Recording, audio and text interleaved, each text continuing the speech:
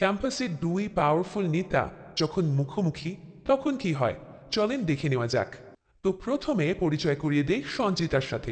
Cultural ক্লাবের president, বেশ confident আর গোছানো। সে কিন্তু অনুষ্ঠানের অনেক আগে পারমিশনের জন্য স্যারের কাছে হাজির। বোঝাই যাচ্ছে প্ল্যানিং তার পাকা। আর পারমিশন, ওটা তো কোনো ব্যাপারই না। শিক্ষক এক কথায় রাজি হয়ে গেলেন। কিন্তু গল্পে আরেকজনও আছে, লিটন, স্পোর্টস ক্লাবের প্রেসিডেন্ট। তারও ওই মাঠটাই দরকার। লিটনও গেল সেম স্যারের কাছে, সেম মাঠের জন্য। তারও কনফিডেন্স কিন্তু কম না। আর স্যারও কিছু না ভেবেই দিয়ে দিলেন পারমিশন। ব্যাস, এখান থেকেই শুরু হলো আসল ঝামেলা। এদিকে মাঠে চলছে সঞ্চিতার ডান্স রিহার্সাল।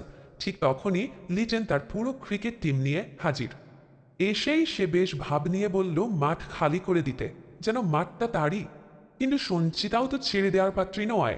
ব্যাস, লেগে গেল দুজনের ইগোর লড়াই।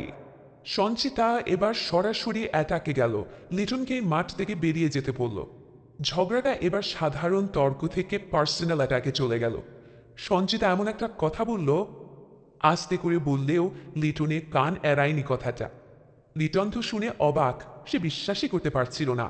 লড়াইটা এবার পুরোপুরি পার্সোনাল।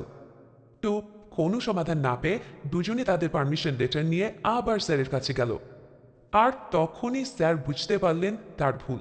তিনি একই দিনে দুজনকেই মার দিয়ে দিয়েছেন। স্যার একটা সমাধান দিলেন, দুপুর 3টা পর্যন্ত লিটনের, এরপর সঞ্চিতার। কিন্তু এতে কি কাজ হবে? না, কেউই এর সমাধান মানতে রাজি না। দুজনেরই পরিষ্কার কথা, এটা সম্ভব না।